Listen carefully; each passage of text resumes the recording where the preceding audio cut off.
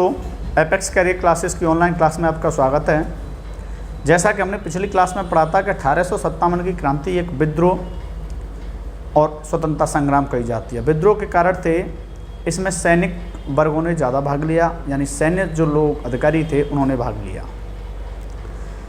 स्वतंत्रता संग्राम इसलिए कहा जाता है कि इसमें प्रत्येक वर्ग ने भाग लिया। मैंने बताया था कि इसकी एक तिथि निश्चित थी, इस कारण हम कह सकते हैं कि 1857 की क्रांति एक स्वतंत्रता संग्राम थी, न कि एक विद्रोह।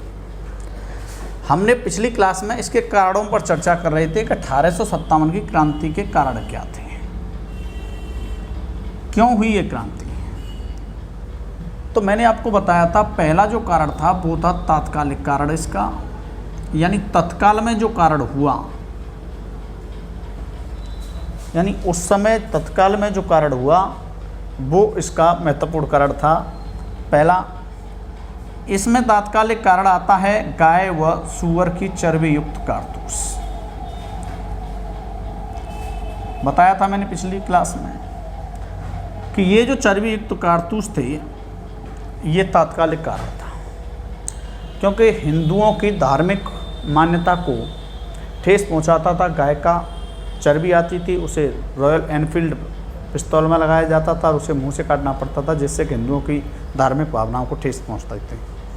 ये जो सूअर की चर्बी थी ये मुस्लिम समुदाय को ठेस पहुंचाती थी। इस वजह से गाय और सूअर दोनों की चर्बी होने की वजह से इस क्रांति में हिंदू और मुसलमान दोनों ने भाग लिया, जो कि एक राष्ट्रीयता, एक राष्ट्र भावना बन करके तैयार होती है भारतीयों के लिए।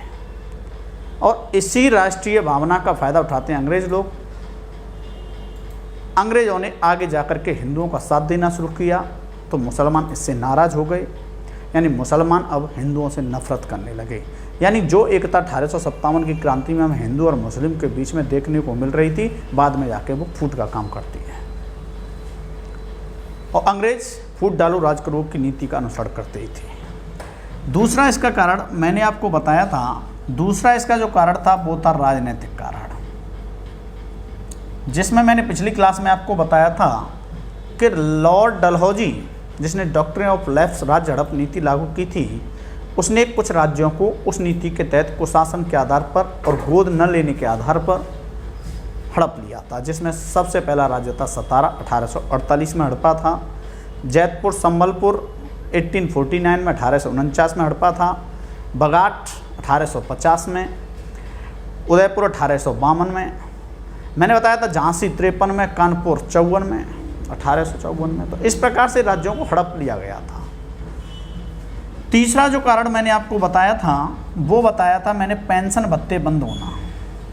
इसने क्या किया था कि पेंशन और भत्ता देना बंद कर रखा था अंग्रेजी सरकार ने। तो क्या होता है कि 1852 में पेशवा बाजीराव द्वितीय की मौत होती है, मराठा। उसकी मौत के बाद उसका जो बेटा होता है पेशवा बाजीराव सेकंड का नाना साहब, इसको पेंशन देना बंद कर देते हैं अंग्रेज लोग। इस नाना साहब को पेंशन नहीं देते हैं। ये कह देते हैं कि पेंशन जो होती है वो व्यक्तिगत होती है, पेंशन को व्यक्ति को दिया जाता है, उत्तराधिकारी को नहीं दिया जाता। मतलब पेशवा को ही पेंशन दी जाती है, पेशवा खत्म हो गया तो उसके पुत्र को पेंशन प्रदान नहीं की जाएगी।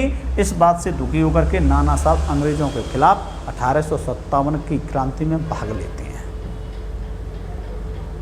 मैंने आपको बताया था कि इसका जो चौथा कारण था वो था आपका सामाजिक कारण।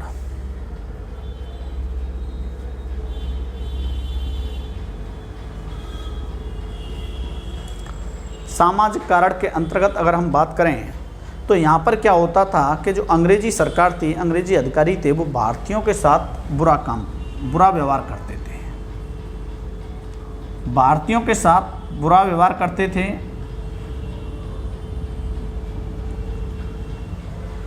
और भारतीय समाज संस्कृति की अवहेलना करते थे। यहाँ पर क्या था कि जो भारतीय जो साहित्य था और संस्कृति थी, वह संस्कृति इसका उपहास कर उड़ाते थे अंग्रेज। कहते थे कि ऐसी संस्कृति है, ऐसा समाज है जहाँ देवताओं के रूप में पशुओं को पूजा जाता है जहाँ देवताओं के रूप में पक्षियों को पूजा जाता है। ये कैसी संस्कृति है? भारतीय संस्कृति। तो इस बात से भारत के जो लोग थे वो नाराज़ हो गए अंग्रेजी सरकार से और 1857 की क्रांति में भाग लेना शुरू कर दिया। मैंने आपको बताया था इसका अगला कारण देखें हम तो वो था बहादुर शाह जफर, जो उस समय मुग़ल सम्राट था, यानी मुग़ल सम्राट बहादुर शाह जफर था उस समय। मुग़ल सम्राट की उपाधि समाप्त करना, इन्होंने कहा हम उपाधि समाप्त करेंगे। तो उपाधि समाप्त करने का इन्होंने जैसे ही ऑर्डर जारी किया अंग्रेजी सरकार ने, तो बहादुर शाह जफर जो दिल्ली का सम्राट था उस समय, मुग़ल सम्राट, उसने अपने जो समर्थक थे उनसे विद्रोह में भाग लेने के लिए कहा। दूसरा कारण, ये जो मुग़ल सम्राट था बहादुर शाह जफर, यहाँ क्या नाम था? बहादुर शाह जफर, ये उत्तराधिकारी बनाना चाहता था किसको? अपने बेटे को। अब उत्तराधिकारी अपने बेटे को बनाना चाहता था जिसका नाम था जाम बख्श। क्या नाम था? जाम बख्श। जाम बख्श को उत्तराधिकारी बनाना चाहता था, लेकिन अंग्रेजी सरकार ने, मैंने आपको बताया था, उत्तराधिकारी नहीं बनाने दिया। यहाँ पर जैसे उत्तराधिकारी नहीं बनाने दिया तो जो बहादुर शाह जफर था वो अंग्रेजी सेना के खिलाफ हो गया। ये शर्त रखी गई बहादुर शाह जफर के सामने कि अगर उत्तराधिकारी बनाया जाएगा तो आपका छोटा पुत्र बनाया जाएगा और उसे बादशाह न कह करके शहजादा कहा जाएगा, और उसकी जो 1 लाख रुपए वार्षिक पेंशन है वो 15,000 रुपये वार्षिक पेंशन, 15,000 रुपये मासिक पेंशन कर दी जाएगी, जो 1 लाख रुपये मासिक पेंशन मिलती है। छठवां कारण, इसके चर्चा करें हम 1857 की क्रांति के अंतर्गत, तो वो था बेंटिंग की नीतियाँ। आपने सुना होगा लॉर्ड विलियम बेंटिंग, जिसने सती प्रथा बंद की थी। बेंटिंग ने ही सती प्रथा बंद की थी, सती प्रथा पर रोक लगाई थी। तो बेंटिंग की जो नीतियाँ थी वो क्या थी कि जो मुग़ल सम्राट थे या राजा महाराजा थे, हिंदू हों चाहे वो मुस्लिम राजा हों, तो उन्होंने क्या किया था? पहले ज़मीन दान कर रखी थी। यानी पहले क्या था, जो हिंदू राजा होते थे, हिंदू हों या मुस्लिम राजा हों, मुस्लिम शासक हों या हिंदू शासक हों, तो हिंदू मुस्लिम जो शासक थे उन्होंने जमीन दान करते थे। आपको पता होगा कि आंध्र सातवाहन वंश के शासकों ने सबसे पहले ब्राह्मणों को भूमि दान करना शुरू किया। तो जो जमीन दान करते थे ये, तो जमीन दान करते समय ये राजा महाराजा अधिकार पत्र देते थे। क्या देते थे? अधिकार पत्र। अब दान कर दी तो फिर इस बेंटिंग ने क्या किया कि जो जमीन दान हुई थी उसका रिकॉर्ड मांगना शुरू कर दिया, यानी अधिकार पत्र मांगना शुरू कर दिया। अब एक बात बताइए, जो 4 पीढ़ी पहले जो चीज़ दान में मिली उसका अधिकार पत्र कहाँ से लाया जाए? तो अधिकार पत्र मांगने लगे। तो जो भारत के लोग थे, जो ब्राह्मण वर्ग था, जिनको ये ज़मीन दान में मिली हुई थी, उन्होंने अंग्रेज़ों के खिलाफ एक रणनीति तैयार की और विद्रोह का रूप तैयार कर लिया। तो यहाँ पर क्या होता है कि ये जो अंग्रेज़ों ने नीति बनाई, बेंटिंग ने नीति बनाई, ज़मीन का जो ब्यौरा मांगा, इसका परिणाम क्या निकल के आया कि अंग्रेज़ तो हो गए खुश। अब सीधी सी बात है, अंग्रेज़ तो खुश होंगे ही होंगे, क्योंकि उन्हें ज़मीन का रिकॉर्ड चाहिए, तो अंग्रेज़ खुश हो गए। क्यों? क्योंकि उनकी आय बढ़ गई है, तो भूमि का लगाना बढ़ गया। और जो भारत के लोग थे वो इससे नाराज़ हो गए, यानी भारतीय क्या हो गए? नाराज़ हो गए, क्योंकि उनकी आमदनी क्या हो गई? घट गई और उनकी ज़मीन छीन ली गई। तो इस प्रकार से कई सारे कारण जन्म लेते जा रहे थे। एक कारण की वजह से 1857 की क्रांति ने रूप नहीं लिया। अगर हम और आगे चर्चा करें तो 7वां कारण तैयार होता है इसमें, भारतीयों का धन इंग्लैंड ले जाना। भारतीयों का जो धन था उसे कहाँ ले जाना? इंग्लैंड ले जाना। उसे इंग्लैंड लेके जा रहे थे। देखिए मेरी बात सुनो, ये जो अंग्रेज थे ये तो धन कहाँ ले जाते थे, विदेश ले जाते थे। और जो मुग़ल लोग थे, मुग़ल शासक थे, वो क्या करते थे, धन को देश में ही रखते थे। यानी अंग्रेज विदेश ले जाते थे और मुग़ल शासक धन को देश में ही रखते थे। दूसरा अगर हम देखें तो धन ये किस रूप में लेके जा रहे थे, इस धन को जो लेके जा रहे थे, जो भारतीयों का धन था उसे ले जा रहे थे कच्चे माल के रूप में। कच्चा माल कहाँ ले जाते, विदेश ले जाते, और विदेश से कपड़ा बना के, वस्त्र बना के कहाँ बेचते, इंडिया में बेचते। तो यहाँ से धीरे धीरे पैसा विदेश जा रहा था, जो आगे जा कर के दादा भाई नौरोजी धन निष्कासन का सिद्धांत देते हैं अपनी किताब के अंतर्गत। उस किताब का नाम था अ पॉवर्टी अनविल्टेज रूल इन इंडिया। दादा भाई नौरोजी को grand old man of India, Bharat का वयोवृद्ध नेता कहा जाता है। यहाँ पर क्या था कि दोषपूर्ण भूमि व्यवस्था लागू कर दी। यहाँ पर अगली चर्चा करें तो यहाँ पर क्या किया, ज़मीन का ब्यौरा मांगा और उसके अलावा कच्चा माल ले जाने लगे, विदेश से वस्त्र बना करके भारत में देने लगे, भारत का पैसा विदेश जाने लगा। दोषपूर्ण भूमि व्यवस्था लागू कर दी। दोषपूर्ण भूमि व्यवस्था लागू ही, जिसमें नाम था रैयतवाड़ी। अगले लेक्चर में हम इसे समझेंगे। 1857 का ये जो संग्राम है ख़त्म हो जाएगा, उसके बाद चर्चा करेंगे रैयतवाड़ी क्या थी। ये जो रैयतवाड़ी व्यवस्था थी इसको लागू कर दिया अंग्रेज़ों ने। इसके अलावा मालवाड़ी और जमींदारी व्यवस्था को लागू कर दिया। कौन कौन सी, मालवाड़ी और जमींदारी, ये व्यवस्था लागू करती। ये दो थे भारतीय भूमि लगान के रूप में। यहाँ पर क्या होता है कि रैयतवाड़ी, मालवाड़ी और जमींदारी, इस भूमि जो दोषपूर्ण भूमि व्यवस्था थी उसको लागू कर देते हैं कौन, ये अंग्रेज लोग। तो इतने सारे कारण जन्म लेते हैं 1857 की क्रांति के लिए। अब यहाँ पर क्या था कि जो कच्चा माल ले लेकर के विदेश जा रहे थे ये लोग, वहाँ से वस्त्र बना के भारतीय बाज़ार में बेचते थे। तो भारत के जो छोटे छोटे उद्योग थे वो इससे प्रभावित हो रहे थे। तो जो छोटे छोटे कुटीर उद्योग थे भारत के अंतर्गत वो बंद होने लगे, और उन जो छोटे छोटे कुटीर उद्योगों के उद्योगपति लोग थे उन्होंने विद्रोह करना शुरू कर दिया अंग्रेजी सरकार के खिलाफ, और परिणति तैयार हुई 1857 की क्रांति की। अब हम चर्चा करते हैं कि 1857 की क्रांति में और क्या कारण तैयार हो सकता है। 9वां जो कारण तैयार हुआ वो हुआ तुम्हारा भारतीय सैनिकों को उच्च पदों पर न रखना। भारतीय सैनिकों को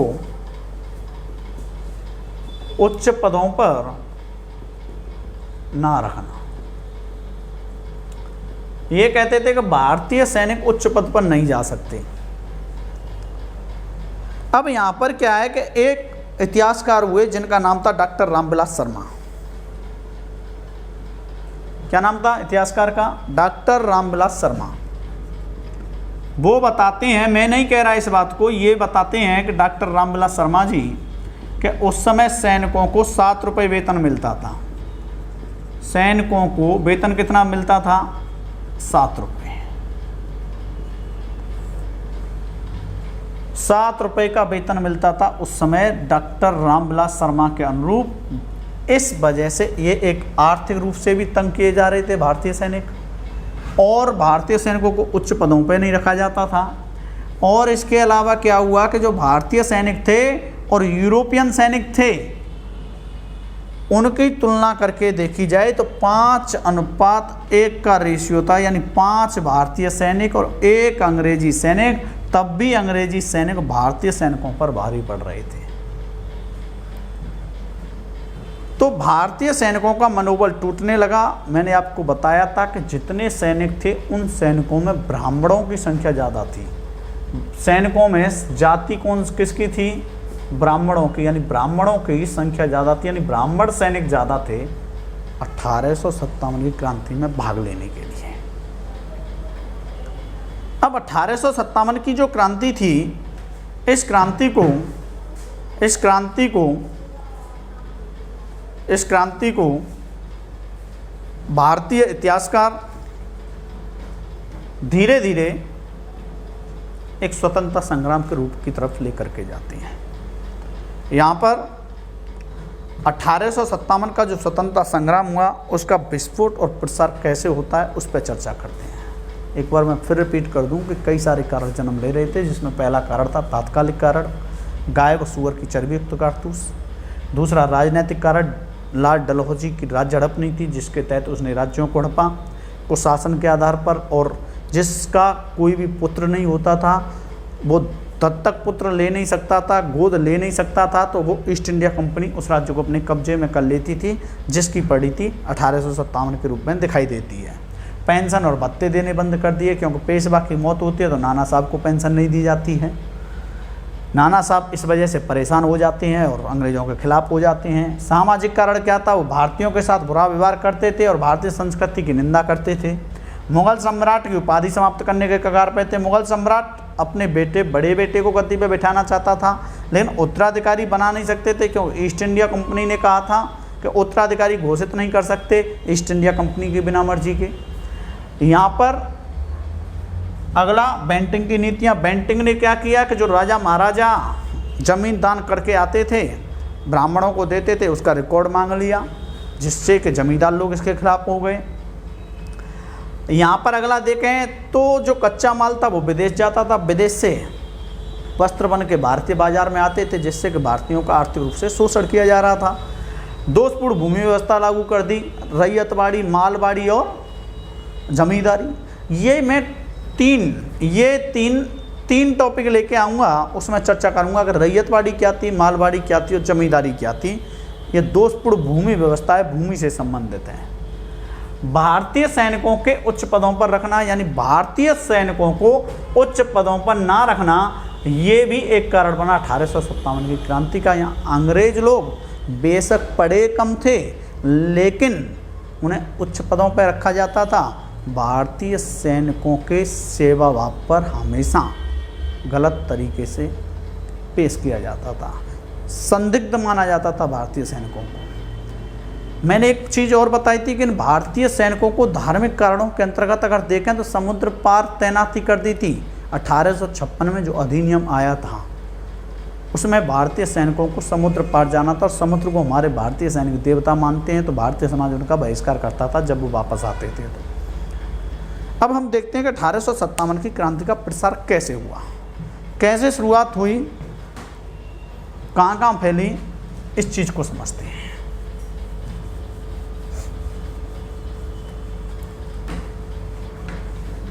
पूरा समझ में आ रहा होगा, उम्मीद करता हूँ। अगर हमारा चैनल सब्सक्राइब नहीं किया है तो सब्सक्राइब कर लो, जिससे डेली क्लास मिलती रहे आपको। मॉडर्न हिस्ट्री की क्लास चल रही है।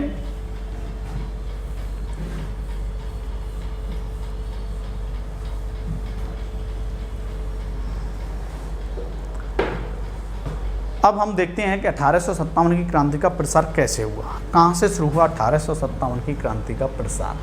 1857 की क्रांति का प्रसार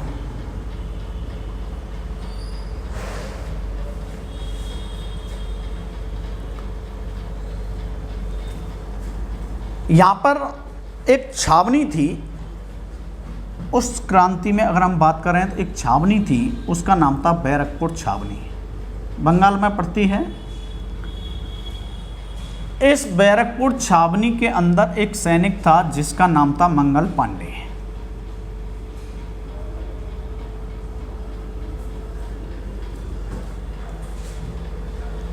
इस मंगल पांडे के पास ये मैसेज गया कि जो हम रॉयल एनफील्ड पिस्तौल चलाते हैं, कौन सी रॉयल एनफील्ड, जो हम पिस्तौल चलाते हैं, जो नई पिस्तौल आई है, उसमें गाय की चर्बी लगाई जाती है।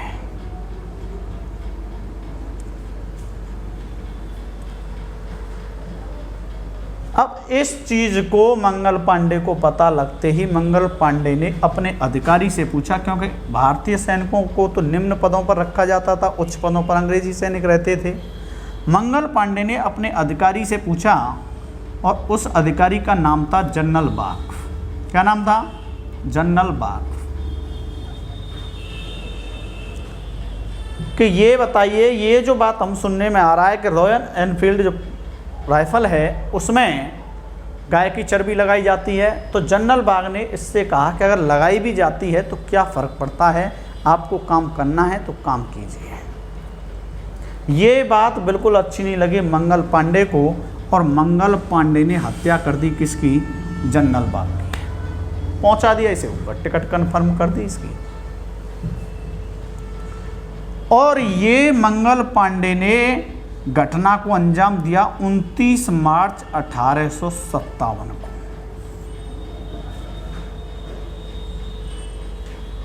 जबकि मैंने आपको बताया था कि 1857 की क्रांति की जो तिथि निश्चित की थी वो निश्चित की थी 31 मई 1857। क्वेश्चन यहाँ से बन सकता है कि 1857 की क्रांति की शुरुआत किस छावनी से हुई? बैरकपुर छावनी से। 1857 की क्रांति की शुरुआत किसने की? मंगल पांडे ने। मंगल पांडे ने किस अधिकारी की हत्या की? जनरल बाग की। यह हत्या कब की? 29 मार्च 1857 को। ये जो पिस्तौल थी इसमें किस चर्बी का प्रयोग किया था? गाय और सूअर की चर्बी का। तिथि कौन सी निश्चित की गई थी? 31 मई 1857। यहाँ पर सोचो 31 मई और यहाँ 29 मार्च, लगभग 2 महीने का टाइम, 2 महीने पहले ही मंगल पांडे ने घटना को अंजाम दे दिया। अब समय से पहले तुम घटना को अंजाम दोगे तो वो क्रांति असफल हो सकती है। अंग्रेज़ों को इस चीज़ का पता लग गया कि 1857 की जो क्रांति है ये होकर के रहेगी। यानी भारतीय लोगों ने अंग्रेज़ों के खिलाफ युद्ध का बिगुल फूंक दिया है। अब यहाँ पर क्या होता है, 10 मई 1857 को ये जो मंगल पांडे ने हत्या की 29 मार्च 1857 को, इसे फांसी कब दी गई? क्वेश्चन भी पूछा गया है। इसे फांसी कब दी गई? इसे दे दी गई 8 अप्रैल 1857 को। ये क्वेश्चन पूछा जा सकता है कि मंगल पांडे को फांसी कब दी गई? 8 अप्रैल 1857 को। अब क्या होता है, जैसे ही ये घटना घटित हुई उसके बाद में दूसरी घटना घटित होती है और वो मेरठ छावनी में होती है। कहाँ पे होती है? मेरठ छावनी में दूसरी घटना अंजाम लगता है। पहली तो वहाँ हो चुकी है और वो तिथि थी 10 मई 1857। छावनी थी मेरठ छावनी। यहाँ कौन सी छावनी थी? बैरकपुर। मेरठ छावनी, और मेरठ छावनी के अंदर एक सैन्य टुकड़ी थी। क्या थी? सैन्य टुकड़ी थी, और उस टुकड़ी का नाम था 34वीं नेटिव इन्फेंट्री। कौन सी? 34वीं नेटिव इन्फेंट्री। इसने विद्रोह कर दिया। अब ये विद्रोह उस टाइम से पहले शुरू होने की वजह से अंग्रेज़ों को टाइम मिल गया इस विद्रोह को दबाने के लिए। अब तो जगह जगह ये विद्रोह होने लगे। 11 मई 1857 को आते आते क्रांतिकारियों ने बहादुर शाह जफर को दिल्ली का सम्राट नियुक्त कर दिया। किसका? दिल्ली का सम्राट। स्थानों पर चर्चा करें हम तो पहले हम चर्चा करेंगे दिल्ली की, कि दिल्ली से ही क्रांति को आगे बढ़ाते हैं। ये बात आपको पता होना चाहिए कि दिल्ली को बसाया किसने। ये क्वेश्चन पूछा जा सकता है कि दिल्ली को किसने बसाया, तो आपको पता होगा तोमर शासक अनंगपाल ने। किसने बसाया था ये? तोमर शासक अनंगपाल ने बसाया। इस दिल्ली में जो 11 मई 1857 की तिथि थी और जो विद्रोह कर रहे थे हमारे भारतीय क्रांतिकारी, जो क्रांतिकारी लोग विद्रोह कर रहे थे, उन्होंने 11 मई 1857 को बहादुर शाह जफर को, जो दिल्ली का सम्राट बनाया दिया, इसको गद्दी पर बिठा दिया। बहादुर शाह जफर को गद्दी पर बैठा दिया। 87 वर्ष का था उस समय बहादुर शाह जफर, 87 ईयर एज थी। दिन में सपने देखने लगा बहादुर शाह जफर कि 87 वर्ष की अवस्था में मैं तो गद्दी पे बैठूंगा, दोबारा से दिल्ली की गद्दी संभालूंगा। अब जैसे ही दिल्ली पे कब्जा हुआ भारतीय क्रांतिकारियों का, तो अंग्रेजी सरकार में हलचल मच गई। उन्होंने कहा किसी भी तरीके से दिल्ली से बहादुर शाह जफर को हटाया जाए। अब इस बात की जैसे ही अंग्रेज़ों को सूचना मिली, उन्होंने क्या किया, एक स्पेशल, जिसने कई युद्ध जीत रखे थे, स्पेशल एक पुलिस अधिकारी था, उसका नाम था हडसन। क्या नाम था? हडसन। हडसन को भेजा कि तुम जाओ, दिल्ली जाओ और जाकर के बहादुर शाह जफर को गद्दी से हटा दो। अब वहां पर अपनी सेना लेकर के पहुंचा हडसन। सेना ने ये जो क्रांतिकारी थे इनके साथ युद्ध किया। ये क्रांतिकारी हारने लगे क्योंकि कोई एक निश्चित नेतृत्वकर्ता नहीं था। एक व्यक्ति था दिल्ली में नेतृत्वकर्ता, उसका नाम था बख्त खां, जो बहादुर शाह जफर का सेनापति था। क्वेश्चन आएगा, दिल्ली में 1857 की क्रांति का नेतृत्व किसने किया? तो आंसर क्या करना है? बख्त खां। लेकिन ऑप्शन में जब बख्त खां ना हो तो आंसर टिक करना है बहादुर शाह जफर, क्योंकि इसकी एज ज़्यादा हो चुकी थी, तो इस एज में ये विद्रोह नहीं कर सकता था, लेकिन समर्थन कर सकता था, इसलिए इसने अपने सेनापति बख्त खां को रखा। इस बख्त खां ने अपने क्रांतिकारियों के साथ मिलकर के अंग्रेज अधिकारी हडसन के साथ युद्ध किया, लेकिन परिणाम स्वरूप हमारे भारतीय क्रांतिकारियों की हार होने लगी। इस कारण बहादुर शाह जफर गिरफ्तारी से बचने के लिए, किससे बचने के लिए? गिरफ्तारी से बचने के लिए हुमायूं के मकबरे में जाके छुप गया। किसके मकबरे में? हुमायूं के मकबरे में। तो जो हुमायूं का मकबरा था उसमें छुप गया। क्वेश्चन यहाँ से बनता है, 1857 की क्रांति के समय दिल्ली का सम्राट बहादुर शाह जफर अंग्रेज़ों से गिरफ्तारी से बचने के लिए किस मकबरे में जाके छिपा? हुमायूं के मकबरे में। और मैंने बताया था हुमायूं के मकबरे के बारे में कहावत है कि ये एक महबूबा द्वारा महबूब के लिए दी गई एक अनमोल पेशकश थी। यहाँ पर एक महबूबा ने एक महबूब के लिए अनमोल पेशकश पेश की थी, और इसमें जाकर के छिप गया तुम्हारा कौन? बहादुर शाह जफर। सूचना मिली किसको? हडसन को। अब हडसन इस चीज़ के लिए, खोज के लिए निकल पड़ा। और हडसन को सूचना किसने दी? अब मैं तो था नहीं उस समय, मैं सूचना दूंगा और ना मैं देश के प्रति गद्दारी करूंगा। अब इस हडसन को सूचना दी इलाई बख्श ने। एक व्यक्ति था इलाई बख्श, उसने इसकी सूचना दी कि बहादुर शाह जफर हुमायूं के मकबरे में छिपा हुआ है। इस सूचना को पाकर के हडसन ने अपनी सेना को हुमायूं के मकबरे के आसपास लगा दिया, जहां से गिरफ्तार कर लिया किसको? बहादुर शाह जफर को, और यहां से सीधा रंगून भेज दिया। कहाँ भेज दिया? रंगून। म्यांमार की राजधानी थी पहले रंगून, अब तो नैपीते है। वहां जाकर के बहादुर शाह जफर की 1862 में मृत्यु हो जाती है। इसकी मृत्यु कब होती है? 1862 में। मरते समय इसने एक कथन दिया कि मैं ऐसा दुर्भाग्यशाली शासक हूँ कि मरते समय मुझे अपने देश की मिट्टी नसीब नहीं हुई। इससे आगे की चर्चा हम अगली क्लास में करेंगे। Thank you.